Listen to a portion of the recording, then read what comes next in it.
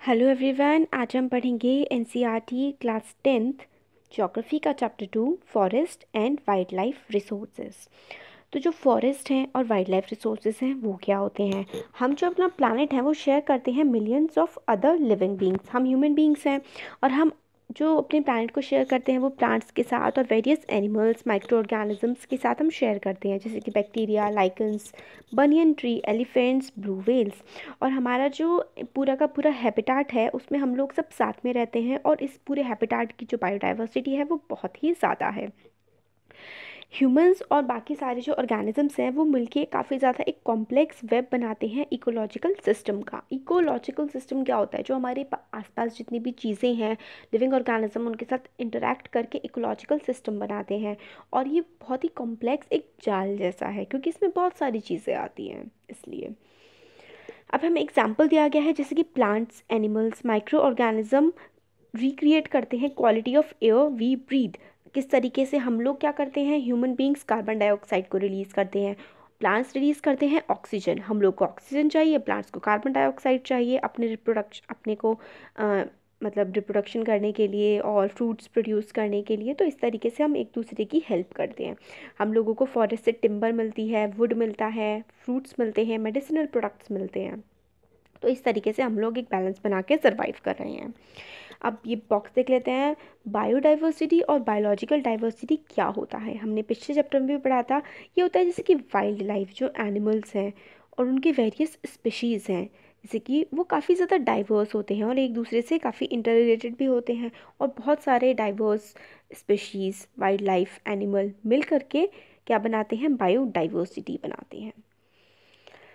Flora और fauna India का। Flora का मतलब होता है जो भी चीज़ फ्लावर से, फूलों से रिलेटेड होती है, पेड़ों से रिलेटेड होती है, वो होता है हमारा फ्लोरा। और फौना क्या होता है, जो भी एनिमल स्पीशीज से रिलेटेड चीज़ होती है उसको हम फौना कहते हैं। इंडिया की जो बायोडाइवर्सिटी है वो काफ़ी ज़्यादा रिच है और इंडिया के पास है nearly 8% of the total number of species in the world. मतलब जो पूरे वर्ल्ड में स्पीशीज़ पाए जाते हैं उसके 8% एनिमल और प्लांट की स्पीशीज़ इंडिया में पाए जाते हैं। और इनका जो एस्टिमेशन है वो लगभग 1.6 मिलियन है। मतलब 1.6 मिलियन एनिमल और प्लांट के स्पीशीज़ हमारे देश में पाए जाते हैं। तो पॉसिबली मतलब क्या है कि ट्वाइस और thrice the number yet to be discovered. और कितने सारे जो एनिमल और प्लांट के स्पीशीज़ हैं वो तो अभी तक डिस्कवर ही नहीं हुए हैं।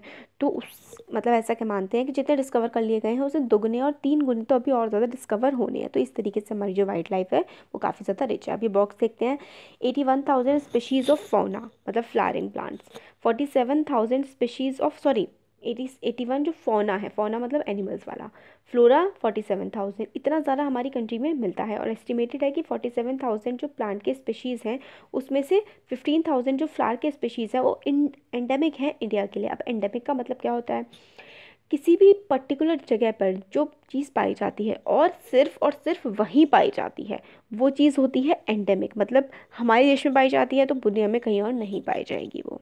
ये होता है एंडेमिक का मतलब। और एटलीस्ट 10% जो है इंडिया, वो India's recorded wild flora and fauna. मतलब 10% जो है इंडिया का वाइल्ड फ्लोरा और फौना, 12% मैमल्स जो हैं वो थ्रेटन्ड लिस्ट में। थ्रेटन्ड मतलब उनकी एग्जिस्टेंस को काफ़ी खतरा है कई सारे रीजन्स की वजह से, जैसे पोचिंग हो गया और हैबिटाट डिस्ट्रक्शन। हम पेड़ काट रहे हैं, जंगल काट रहे हैं, पानी वेटलैंड सूख रहे हैं, लेक सूख रहे हैं, इसकी वजह से उनकी जो लाइफ को है वो काफ़ी ज़्यादा थ्रेट है। इसलिए 10% जो फ्लोरा है, 20% मैमल्स। मैमल्स मतलब जो यंग वंस को पैदा कर सकते हैं, दूध देने वाले जो जानवर होते हैं उनको काफ़ी ज़्यादा खतरा है, वो थ्रेटेड लिस्ट में है। क्रिटिकल लिस्ट में भी है और मतलब एक्सटिंक्ट होने वाले हैं, ख़त्म होने वाले हैं उनके। जैसे एग्जांपल है चीता, इंडिया से तो ख़त्म ही हो चुका है चीता 1952 में ही। Pink headed duck, mountain quail, forest spotted owlet और ये और भी काफ़ी सारे एग्जाम्पल्स हैं हमारे पास। और इनमें से काफ़ी सारे स्पीशीज़ जो ऐसे हैं वो तो ख़त्म भी हो चुके हैं और हमें उनके बारे में शायद कभी पता नहीं था और नहीं पता चलेगा। और अभी भी हमारे पास मतलब काफ़ी सारी बायोडाइवर्सिटी बची है जिसको हमें कंजर्व करके रखना चाहिए। अब डू यू नो में देखते हैं कि 79 species of mammals, 44 of birds, 15 of reptiles and 3 of amphibians threatened है। मतलब इतने सारे जो स्पीशीज़ हैं एनिमल्स के वो बहुत ज़्यादा मतलब ख़तरे में हैं। और नियरली 1500 प्लांट स्पीशीज़ जो हैं वो एंडेंजर्ड बाई मानी जाती हैं।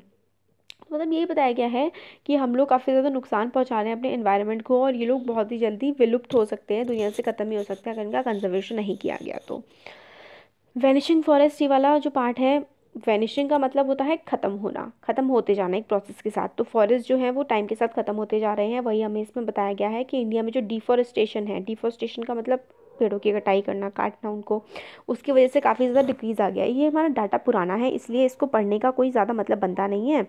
तो मतलब अभी जो इंडिया का फॉरेस्ट कवर है वो 21% कुछ है, बहुत कम है। जो आइडियल होता है वो 33% होना चाहिए किसी भी देश का। बाकी देखते हैं इसमें कि जो अब इसमें आगे बता रहे हैं कि जो IUCN है, international union for conservation of nature and natural resources ने क्लासिफाई किया है वेरियस प्लांट्स और एनिमल के स्पेशी को इस तरीके से। नॉर्मल स्पेशीज़ मतलब जो बिल्कुल जिनको कोई भी थ्रेट नहीं है, जिनके सर्वाइवल को, उनको हम नॉर्मल स्पेशी कहते हैं। जैसे कि कैटल, कैटल मतलब जो हमारी गाय भैंस होती है उसको हम कैटल कहते हैं। साल ट्री है, एक पाइन भी एक ट्री है। और रोडेंट्स, रेंगने वाले जो जानवर होते हैं, बाकी दूसरे जो जानवर हैं उनको मतलब नॉर्मल स्पेशीज़ है, कोई खतरा नहीं है। एंडेंजर्ड स्पीशीज़ ऐसे होते हैं जो डेंजर में होते हैं, जिनकी एग्जिस्टेंस और जो एनवायरनमेंट में जो चेंज हो रहा है उसकी वजह से उनका एग्जिस्टेंस काफ़ी ज़्यादा मतलब मुश्किल हो गया है। उनके एग्जांपल्स हैं black buck, crocodile, Indian wild ass. ये एग्जांपल्स काफ़ी ज़्यादा इंपॉर्टेंट होते हैं। दो दो तीन तीन एग्जांपल्स जनरली हमें लर्न होने चाहिए जो इंपॉर्टेंट होते हैं। जैसे कि एंडेंजर्ड में आप एक इंडियन राइनो जो असम में मिलता है काफ़ी ज़्यादा, वो ध्यान रख सकते हैं। और संघाई मणिपुर में मिलता है, ये लर्न करके रख सकते हैं। एंडेंजर्ड स्पीशी में, वल्नरेबल में भी ऐसे स्पीशीज़ आते हैं जिनकी जो पॉपुलेशन है वो काफ़ी ज़्यादा डिक्लाइन हो गई है, और वो एंडेंजर्ड की कैटेगरी में मूव कर सकते हैं फ्यूचर में अगर निगेटिव फैक्टर्स कंटिन्यू रहे तो। इसमें कौन कौन से स्पीशीज़ हैं? एशियाटिक एलिफेंट है, गंगेटिक डॉल्फिन है। तो मतलब जो वल्नरेबल वाले स्पीशीज़ होते हैं उनको थोड़ा कम खतरा होता है, एंडेंजर्ड वालों को ज़्यादा खतरा होता है। Asiatic lion, Gangetic dolphin rare species होते हैं जो बहुत ही कम पाए जाते हैं, बहुत ही स्मॉल क्वांटिटीज़ में हमें मिलते हैं, और वो मूव कर सकते हैं एंडेंजर्ड या फिर वल्नरेबल की कैटेगरी में अगर नेगेटिव फैक्टर्स जो हैं उनको अफेक्ट करते रहें। इनके एग्जांपल हैं Himalayan brown bear, wild Asiatic buffalo, desert fox और हॉर्नबिल। एंडेमिक जैसे हमने पहले देखा था जो सिर्फ हमारे देश में मिलते हैं, वो ऐसे स्पीशीज़ होते हैं जो किसी पर्टिकुलर एरिया में मिलते हैं और आइसोलेटेड होते हैं, अलग होते हैं नेचुरल और जोग्राफिकल बैरियर्स की वजह से। जैसे कि आइलैंड्स हैं, अंडमान निकोबार आइलैंड्स हमारे देश से कटे हुए हैं, इसलिए वो जोग्राफिकल बैरियर है, इसलिए कहीं और वो नहीं मिलते हैं। एग्जाम्पल हमें दिए हुए हैं, एग्जाम्पल बड़े इंपॉर्टेंट है इनके। Andaman teal, Nicobar pigeon, Andaman wild pig, mithun in Arunachal Pradesh. कोई से भी दो लर्न कर लीजिए अच्छे से, वैसे तो सारे लर्न करने चाहिए, काफ़ी इंपॉर्टेंट है। एक्सटिंक्ट मतलब जो खत्म हो चुके हैं, कभी पाए जाते थे और अब मिलते ही नहीं है, जैसे एशियाटिक चीता अब नहीं मिलता। पिंक हेड डक, ऐसे जो बिल्कुल किसी रीजन से, लोकल एरिया से, कंट्री से बिल्कुल ही खत्म हो चुके हैं, या फिर पूरे के पूरे कॉन्टिनेंट से, जैसे कि एशियाटिक चीता हो गया।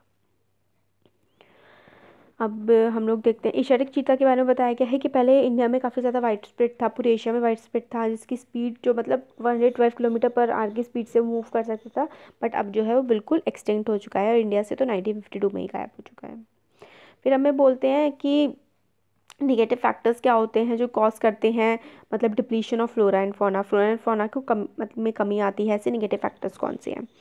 तो हमें इसमें बताया गया है कि हम लोगों ने नेचर को काफ़ी ज़्यादा ट्रांसफॉर्म कर दिया है। हम नेचर से काफ़ी सारे प्रोडक्ट्स लेते हैं, उसके रिसोर्सेज लेते हैं डायरेक्टली या फिर इनडायरेक्टली, जैसे कि वुड हो गया, बार्क, लीव्स, रबर, मेडिसिन बनती हैं, डाइज जो हमारे कपड़ों में लगते हैं वो कलर भी नेचर से लेते हैं हम, खाना लेते हैं, फॉडर लेते हैं, और मेडिसिन, काफ़ी सारी चीज़ें लेते हैं। तो इसकी वजह से क्या हो रहा है, हम लोगों ने ओवर एक्सप्लॉयटेशन करना स्टार्ट कर दिया है, और जिसकी वजह से जो है फॉरेस्ट और वाइल्ड लाइफ डिग्रेड हो रही है। हम लोगों ने जंगल काट दिए तो भाई जानवर कहाँ रहेंगे, जंगल काट दिए, पेड़ काट दिए तो पेड़ों की स्पीशीज़ कम हो गई, इस तरीके से हम नुकसान पहुंचा रहे हैं। एग्रीकल्चर करने के लिए भी, खेती के लिए हम जंगल काट रहे हैं, रेलवे लाइन बिछाने के लिए हम लोग, सड़कें बनाने के लिए, और मतलब साइंटिफिक फॉरेस्ट्री के लिए, माइनिंग एक्टिविटीज़ के लिए, इन सब के लिए हम लोग अपने एनवायरनमेंट को काफ़ी ज़्यादा नुकसान पहुंचा रहे हैं। और इंडिपेंडेंस के बाद भी एग्रीकल्चर का जो एक्सपेंशन है, एग्रीकल्चर का जो बढ़ता रहा एग्रीकल्चर काफ़ी ज़्यादा, उसके लिए हम लोगों ने काफ़ी ज़्यादा फॉरेस्ट काटे। 1951 से लेकर 1980 तक का जो फॉरेस्ट सर्वे था इंडिया का, वो बताता है कि फॉरेस्ट कवर जो है वो कन्वर्ट हो गया, पहले जंगल था और 26,200 स्क्वायर किलोमीटर का जो जंगल था वो एग्रीकल्चरल लैंड में कन्वर्ट हो गया, और इसमें काफ़ी ज़्यादा एरिया ट्राइबल के बेल्ट्स का आता है। और डिफॉरेस्टेशन के और भी कॉजेज़ हैं, जैसे कि झुम cultivation, slash and burn agriculture, जो कि नॉर्थ ईस्टर्न पार्ट में, जैसे कि आपने कोई मतलब क्या करते हैं इसमें कि जंगल होते हैं उनको जला देते हैं, फिर उसके बाद वहाँ पर खेती करते हैं, फिर उसके बाद खेती करने के बाद क्या करते हैं 3-4 साल करते हैं, फिर वो सॉइल लेस फर्टाइल हो जाती है, फिर से उसको जला के आगे चले जाते हैं, फिर दूसरा पार्ट जलाते हैं। ये होता है स्लैश एंड बर्न एग्रीकल्चर। जो कॉलोनियल फॉरेस्ट पॉलिसीज़ हैं वो भी काफ़ी ज़्यादा ब्लेम की जा सकती हैं, क्योंकि उन्होंने काफ़ी ज़्यादा मतलब एक्सप्लॉयटेशन किया। उन्होंने जंगल काटे, उससे बहुत ट्रांसपोर्ट किया वुड अपने देश में, कॉलोनीज़ में, और रेलवे लाइंस बिछाई माइनिंग के लिए। काफ़ी ज़्यादा एक्सप्लॉयटेशन किया हमारे मतलब देश के नेचुरल रिसोर्सेज का। जैसे कि जो चीर पाइन हुआ करता था पहले हिमालयाज़ में, अब पूरी तरीके से वो ऑलमोस्ट रिप्लेस हो चुका है। ओक रिप्लेस कर दिया है चीर पाइन बाहर से आया, और हिमालय की जो ओक होती थी और रोहोडेंड्रॉन फॉरेस्ट जो होते थे उनको बिल्कुल ख़त्म कर दिया, और बिल्कुल एक आर्टिफिशियल जो पेड़ है जो हमारे देश का नहीं था और उस रीजन में नहीं पाया जाता था, चीर पाइन, उसको वहाँ पे लगा दिया गया। लार्ज स्केल डेवलपमेंट फॉरेस्ट भी काफ़ी ज़्यादा इफ़ेक्ट करते हैं फॉरेस्ट को। जैसे कि जो रिवर वैली के प्रोजेक्ट होते हैं, हैबिटेशन लोग रहने लगते हैं, जाके डैम्स बना दिए जाते हैं। जैसे कि नर्मदा सागर प्रोजेक्ट था, सरदार सरोवर डैम, इन सब ने काफ़ी ज़्यादा प्रॉब्लम क्रिएट की है। अब इसमें नहीं गिवन है, बट जैसे कि रिवर लिंकिंग प्रोजेक्ट है, केन बेतवा जो रिवर लिंकिंग प्रोजेक्ट है, उसकी वजह से पन्ना टाइगर रिजर्व का लगभग 10% एरिया सबमर्ज हो गया है वाटर के अंदर। तो ये भी काफ़ी ज़्यादा प्रॉब्लम क्रिएट करता है एनिमल्स के लिए और वहाँ की हैबिटेशन के लिए। बक्सा टाइगर रिजर्व जो है वेस्ट बंगाल में हमारा पड़ता है, वो डोलोमाइट की माइनिंग की वजह से काफ़ी ज़्यादा थ्रेटेंड है, वहाँ काफ़ी ज़्यादा नुकसान पहुँचता है। और हम लोग माइग्रेशन रूट्स भी काफ़ी ज़्यादा इफ़ेक्ट करते हैं एनिमल्स के। हम लोगों ने जंगलों में से सड़कें काट दी हैं और रात में वहाँ पे ट्रैफिक चलता है, और जिसकी वजह से जो स्लीपिंग पैटर्न है एनिमल्स का, रात को जानवर तो सोते हैं तो उनको बहुत ज़्यादा प्रॉब्लम होती है, जो लाइट्स वगैरह पड़ती हैं उनसे, हॉर्न बजते हैं, हॉकिंग होती है। और जो काफ़ी ज़्यादा जो फॉरेस्टर्स हैं, एनवायरमेंटलिस्ट हैं, वो मतलब सजेस्ट करते हैं काफ़ी सारे फैक्टर्स ये भी हैं कि वुड कलेक्शन होता है, ग्रेजिंग होती है, मगर ये काफ़ी ज़्यादा छोटे फैक्टर्स हैं, इनसे इतना ज़्यादा फ़र्क नहीं पड़ता है। क्योंकि कोई वुड जो कलेक्शन होता है, लोग टहनियाँ तोड़ते हैं, कोई ना कोई मतलब अपने घर में चूल्हा जलाने के लिए कोई पेड़ थोड़ी ना काट देते हैं लोग, सिर्फ टहनियाँ इकट्ठी करते हैं, तो इतना ज़्यादा फैक्टर नहीं है। इंडस्ट्रियलाइजेशन जो है और एग्रीकल्चर जो है, उसके लिए हम लोगों ने पेड़ों को काटा है, मेडिसिन के लिए हम लोगों ने काटा है, वो हमारे लिए काफ़ी ज़्यादा मतलब नुकसानदायक हमने पहुँचाया है नेचर को और पेड़ों को। अब जैसे हिमालयन यू का एग्जांपल है, ये जो हिमालयन यू है जिसको हम टेक्सास वेलेचियाना के नाम से भी जानते हैं, ये एक मेडिसिनल प्लांट है, मतलब दवाइयों में यूज़ होता है, जो कि हिमाचल प्रदेश में, अरुणाचल प्रदेश में, मतलब हिमालयाज में पाया जाता है।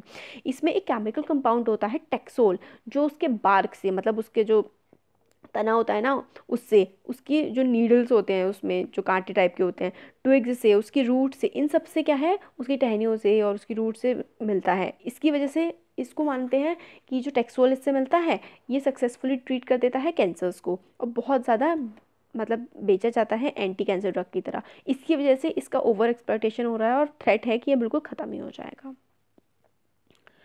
अब नेक्स्ट इसमें कि मतलब हैबिटेट डिस्ट्रक्शन कैसे होता है।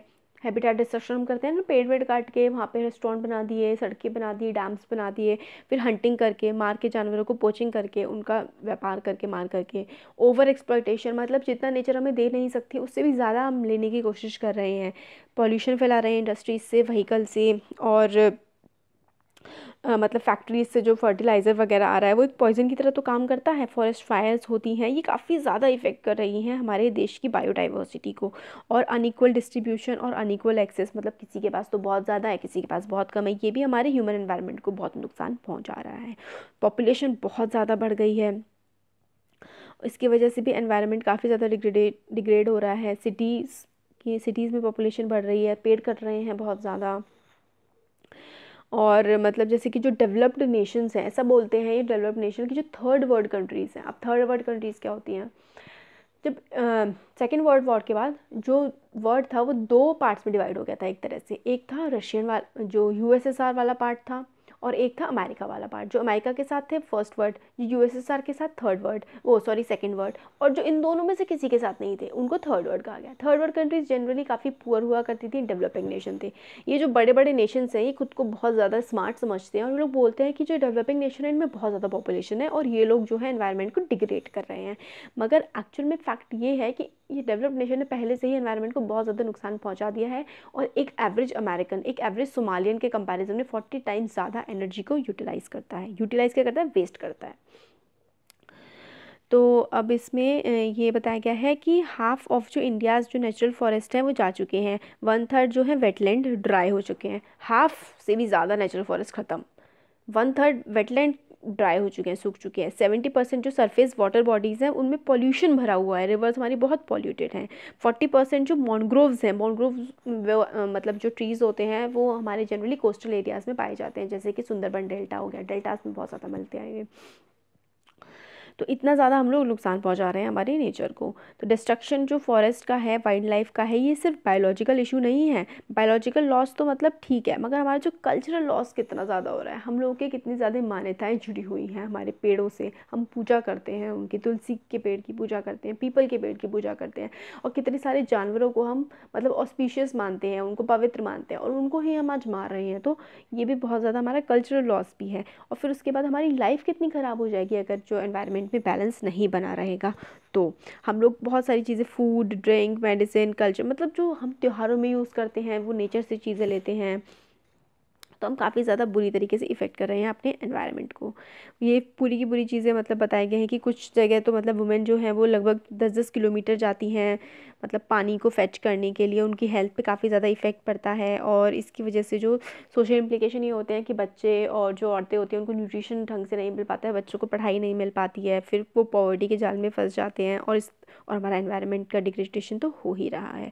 अब हम कंजर्व कैसे कर सकते हैं? Conservation of forest and wild life in India से मतलब नॉर्मल से होते हैं कंजर्वेशन के पैटर्न। तो पॉपुलेशन को स्टेबलाइज करो, पोल्यूशन कम करो, फॉरेस्टेशन करो, माइनिंग पे चेक रखो, और पेड़ लगाओ, ये सारे के सारे मेजर्स होते हैं। और मतलब लॉज ऐसे स्ट्रिक्ट बनाओ कि मतलब उनको वायलेट करके कोई मतलब पोचिंग ना कर सके, हंटिंग ना कर सके, ये सब चीज़ें। एग्रीकल्चर लैंड जो है, एग्रीकल्चर में हम लोग जो एफ्लुएंट्स यूज़ कर रहे हैं जैसे कि पेस्टिसाइड्स हो गए, केमिकल्स हो गए, उनका मतलब लिमिटेड यूज़ हो, और नेचुरल फार्मिंग की जाए, ये सारे एग्जांपल हैं। इसी के लिए हमारी गवर्नमेंट ने भी काफ़ी स्टेप्स लिए हैं। 1960 और 70s में जो लोग काफ़ी ज़्यादा मतलब डिमांड करने लगे थे कि वाइल्ड लाइफ प्रोटेक्शन एक्ट आए, तो 1972 में आया, पूरे इंडिया में इसको लागू किया गया, और इसकी हेल्प से फिर national park, wild life centuries भी बनी जिसमें हम लोग एनिमल्स को, वाइल्ड लाइफ को प्रोटेक्ट करते हैं।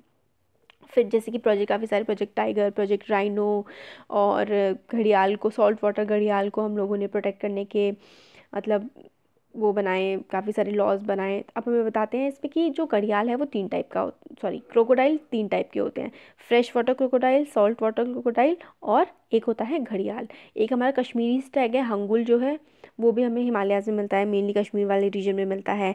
एक इंडियन एलिफेंट है, ब्लैक बक जिसे हम चिंगारा कहते हैं, इंडियन ग्रेट बस्टर्ड, ये सारी की सारी हमारी जो है एक हेरिटेज है, हमारी डाइवर्सिटी की हेरिटेज है। बहुत सारे एनिमल स्पीशीज़ हैं जिनके बारे में बताया गया है, इनकी हंटिंग की जाती है, और इसकी वजह से इनका जो एग्जिस्टेंस है वो काफ़ी ज़्यादा खतरे में है। प्रोजेक्ट टाइगर स्टार्ट किया गया था 1973 में, और ये काफ़ी मतलब ठीक ठाक सक्सेसफुल रहा है, और इसने मतलब हेल्प की है पॉपुलेशन को इंक्रीज़ करने में।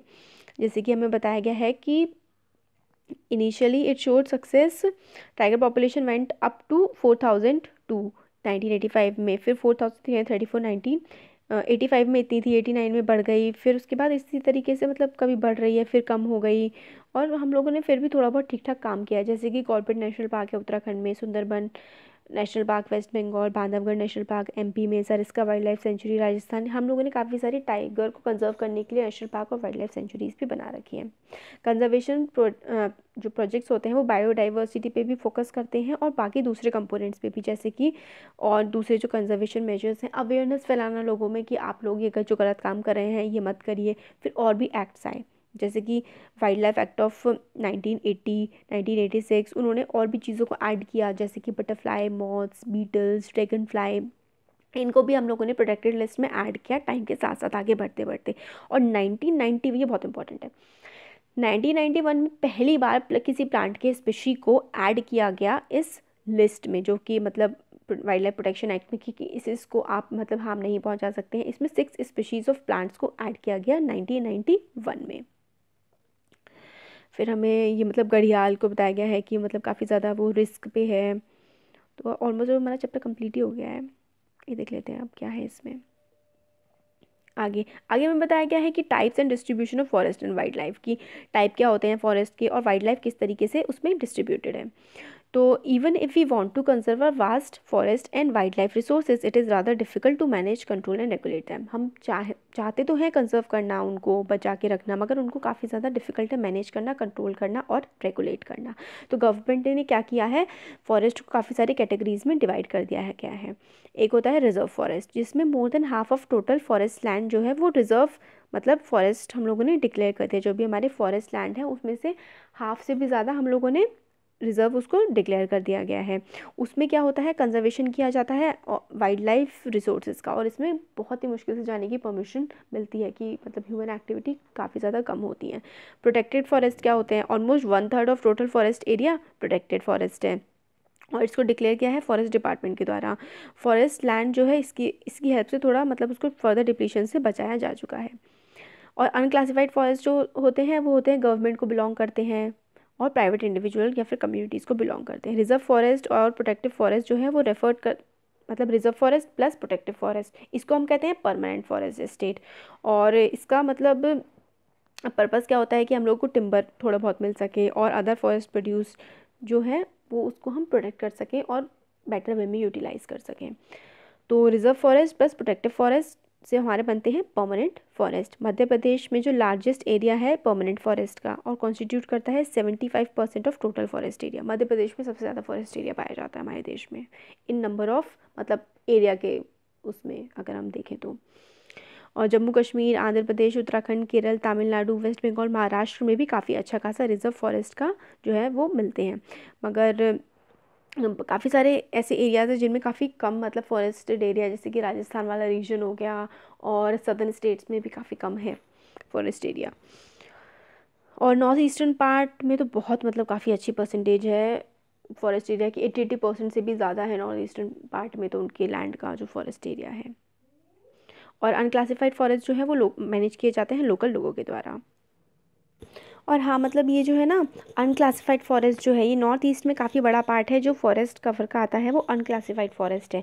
और हमारी जो नदर्न बाकी स्टेट्स हैं जैसे कि हरियाणा, पंजाब, हिमाचल प्रदेश, महाराष्ट्र वगैरह, यहाँ पे जो है वो काफ़ी मतलब क्लासिफाइड फॉरेस्ट में आता है और काफ़ी ज़्यादा प्रोटेक्शन उसको मिला हुआ है गवर्नमेंट के द्वारा। और नॉर्थ ईस्टर्न पार्ट में जो ट्राइबल एरियाज़ काफ़ी ज़्यादा हैं तो वो खुद ही मतलब नेचर से काफ़ी ज़्यादा अटैच्ड हैं और वो खुद ही उनको प्रोटेक्ट करते हैं। कम्युनिटी एंड कंजर्वेशन, कम्युनिटी का बहुत बड़ा रोल होता है कंजर्वेशन करने के लिए किसी भी फॉरेस्ट एरिया को, हम उसके रोल को इग्नोर नहीं कर सकते हैं कम्युनिटी के रोल को। लोकल कम्युनिटीज़ काफ़ी ज़्यादा हैं ऐसी जो स्ट्रगल कर रही हैं कंजर्व करने के लिए मतलब अलॉन्ग विद गवर्नमेंट ऑफिशियल्स, और इनके एफर्ट्स को काफ़ी ज़्यादा रिकॉग्नाइज भी किया गया है गवर्नमेंट के द्वारा। जैसे कि हम लेते हैं सरिस्का टाइगर रिजर्व जो कि राजस्थान में है, उसमें विलेजर्स ने लड़ाई की अगेंस्ट जो मतलब माइनिंग है, और उन्होंने साइड किया वाइल्ड लाइफ प्रोटेक्शन एक्ट को कि यहाँ पे आप माइनिंग करके मतलब फॉरेस्ट को बर्बाद नहीं कर सकते हैं। और इन मैनी एरियाज़ विलेजर्स खुद मतलब प्रोटेक्ट करते हैं हैबिटाट को और एक्सप्लिसिट करते हैं, मतलब कहते हैं कि गवर्नमेंट का हमें इन्वॉल्वमेंट नहीं चाहिए, हम खुद ही इसको प्रोटेक्ट करेंगे, और वो एक्चुअल में बहुत अच्छी तरीके से करते भी हैं। और इनहेबिटेंट्स जो हैं 5 विलेजेस के Alwar district of Rajasthan have declared 1200 hectares of forest as भैरवो भैरोदेव दाकव सोनचुरी, सॉरी मैं इसका प्रोनाउंसिएशन सही नहीं कर पा रही हूँ। इन्होंने मतलब इतने एरिया को डिक्लेयर कर रखा है कि इसमें कोई भी हंटिंग नहीं होगी, और मतलब बाहर के जो एंक्रोचमेंट होते हैं उससे भी इसको बचाते हैं। Sacred groves a wealth of diverse and rare species. Sacred groves क्या होते हैं, जिनको हम पवित्र मानते हैं, जिन उनको फॉरेस्ट एरियाज़ को, उसको हम सेक्रेड ग्रोव्स बोलते हैं। इसमें नेचर जो वर्शिप है हमारे देश में और ट्राइबल कल्चर में भी बहुत ही पुराना कॉन्सेप्ट है। हम नेचर को मतलब देवी देवता के रूप में मानते हैं, भगवान के रूप में मानते हैं। तो इसी तरीके के जो फॉरेस्ट होते हैं जिनको भगवान माना जाता है वो होते हैं हमारे सेक्रेड ग्रोव्स। इसमें से मतलब बिल्कुल ही अनटच्ड होते हैं, और कोई भी इंटरफेरेंस मतलब लोकल लोगों का उसके साथ फॉरेस्ट के साथ बिल्कुल ही बैंड होता है। और इसमें मतलब स्पेशल कुछ स्पीशीज़ होते हैं प्लांट्स की जिसको काफ़ी ज़्यादा प्रोटेक्ट किया जाता है, जैसे मुंडा और संथल थे छोटा नागपुर रीजन में, वो महुआ के ट्री को काफ़ी ज़्यादा वर्शिप करते थे, और कदम्ब के ट्री को। काफ़ी सारे जो ट्राइबल एरियाज़ हैं बिहार में वो वर्शिप करते हैं टेमरिड को और मैंगो के ट्री को, जैसे कि वेडिंग्स में जो मैंगो की लीव्स हैं वो यूज़ की जाती हैं, तो इनको काफ़ी ज़्यादा ऑस्पिशियस माना जाता है। और पीपल और बनियन ट्री को भी सेक्रेड माना जाता है। तो इस टाइप के जिनको सेक्रेड ग्रुप्स वो होते हैं जिनको मतलब काफ़ी ज़्यादा स्पिरिचुअल और रिलीजियस तौर पर इम्पॉर्टेंट माना जाता है, और उनके साथ कोई भी छेड़छाड़ नहीं की जाती है। इंडियन सोसाइटी में काफ़ी सारे कल्चर्स माने जाते हैं, ट्रेडिशंस हैं जो नेचर को मतलब ईश्वर मानते हैं और उसकी पूजा करते हैं, और इसी तरीके से उनका प्रोटेक्शन भी हो जाता है।